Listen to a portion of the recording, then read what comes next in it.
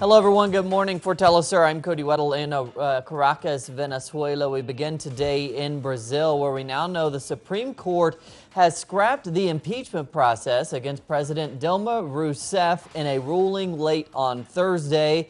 Now, the court established that the process opened at the lower house will have to begin from scratch, since a secret vote maneuvered by the Speaker of the House, Eduardo Cunha, was deemed invalid. Now, the lower house will now have to elect again an impeachment committee, this time openly, and would have to obtain a two-thirds majority to move the process forward to the Senate. President Dilma Rousseff celebrated the court's decision and denied any violation of budget laws, which is the argument being used to impeach her.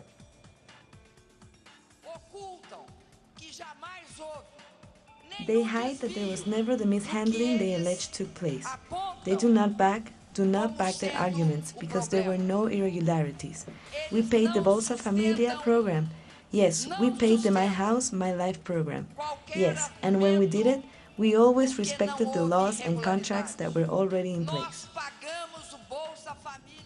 And the House Speaker, Eduardo Cunha, who has led the impeachment process against Rousseff, he reacted to that ruling. Now, despite the court granting the Senate the possibility of ending the process, he said he was not worried. I'm not frustrated. I'm very calm. I've heard a very animated debate. The Senate's position has nothing to do where I will or will not do. And ahead of the key ruling, President Rousseff met with social movements from around Brazil to the presidential palace. Brazil's largest organizations promised to back the president against any attempt by the right-wing opposition to oust her. Now, the social movements believe that despite the Supreme Court's ruling, the opposition will try to impeach Rousseff once again. Thousands of Argentinians demonstrated against President Mauricio Macri for the third time since he took office a week ago.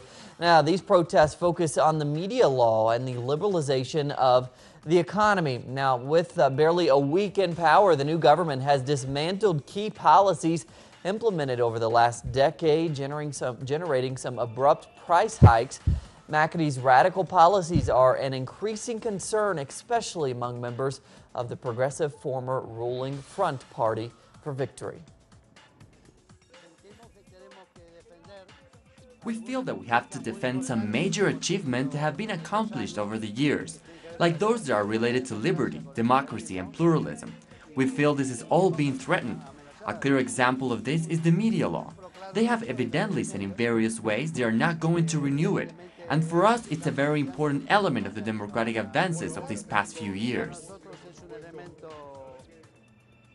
Venezuela's ruling Socialist Party has called for an investigation into vote buying by opposition candidates in the country's southern Amazonas state.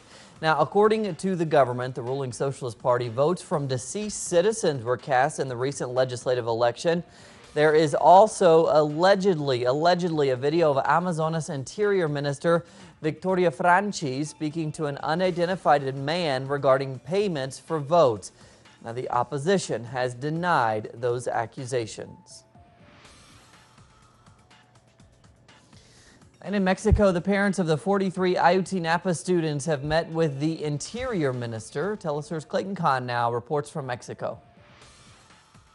It was in the coastal resort city of Acapulco, Guerrero yesterday, where the families of the disappeared 43 Ayotzinapa students and their legal representatives from the Tlachinolan Human Rights Center met with Mexico's Interior Minister Miguel Ángel Osorio Chong so as to dialogue further on the advances that the government has in the search and investigation of the 43 youth. Now, according to comments made by both sides afterwards, the meeting was held in a cordial and respectful manner compared to previous meetings where tensions have remained high.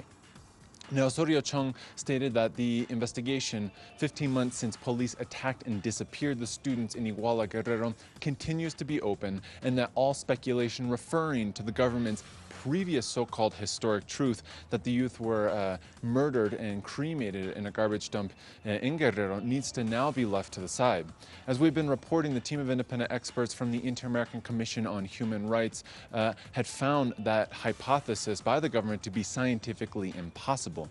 Now, the families of the youth also petitioned that the authorities extend the mandate of that team, which currently is fulfilling another 6-month period to assist in the investigation. The families are calling basically for their participation to be indefinite until truth and justice is served in the case. Now, in relation to this point, a recently formed special unit to investigate the case as part of the Interior Ministry, which was a demand of the families, currently has 20 members, and the families are also demanding that it be made up of at least 50.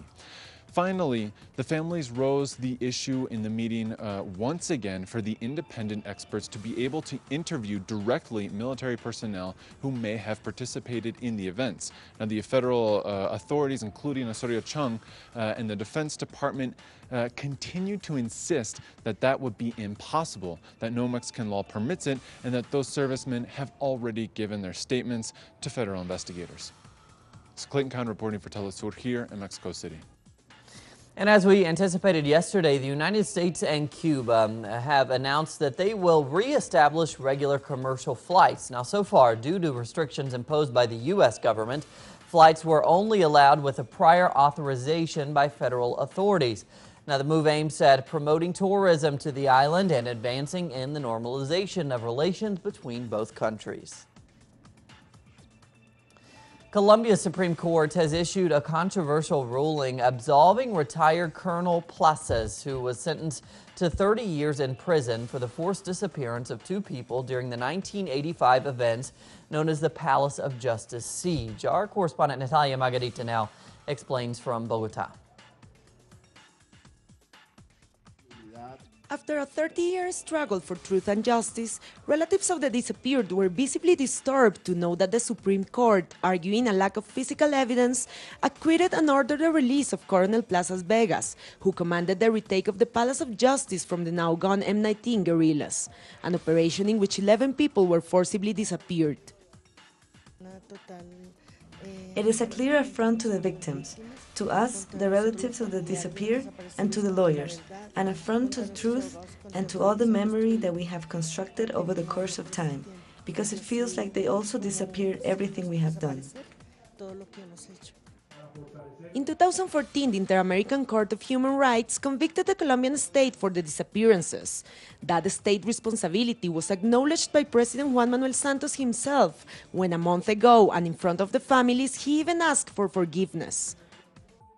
The best that the Supreme Court could have done is to respect the evidentiary material, maintain the previous sentence, and, as President Santos has himself said, if the military want their convictions to be reviewed, they can do so within the justice system for peace that had been agreed in Havana. For Alejandra, the daughter of one of the disappeared for which Colonel Plazas Vegas was convicted in 2010, the current situation reveals that the recent acknowledgement of state responsibility by President Santos was just an act of protocol. In regard to the acts of acknowledgement of international responsibility and reparations that have to do with plaques and monuments, the state has complied, and those are things that basically remain only on paper. But in terms of determining liabilities and clarifying the truth, the state simply falls short. This latest ruling comes right in the same week that an agreement on truth, justice and victims has been reached in Havana, something that for many is precisely opposed to the right of the victims that the government has claimed is committed to.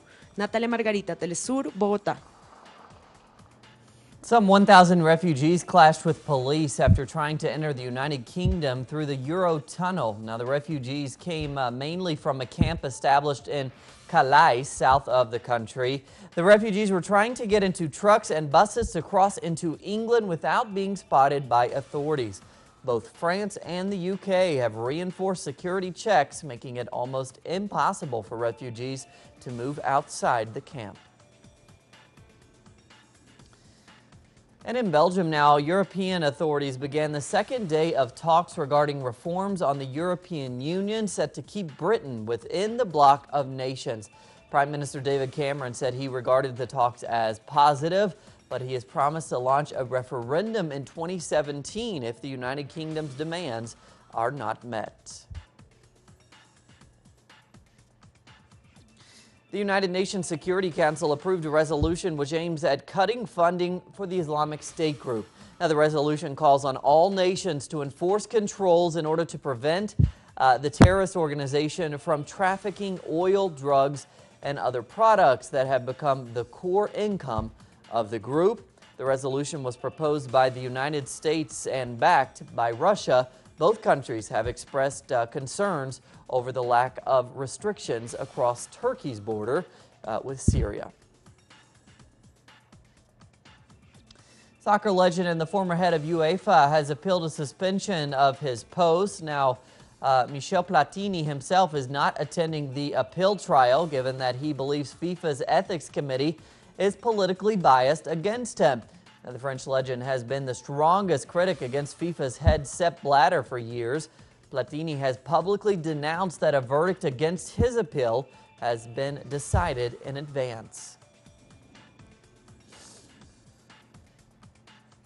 And the Star Wars frenzy continues. A couple carried out a Star Wars themed wedding at the iconic Chinese theater in downtown Los Angeles in the state of California in the U.S. Now, the ceremony was conducted by a priest wearing a costume there. That's the Obi-Wan Kenobi. Is that it?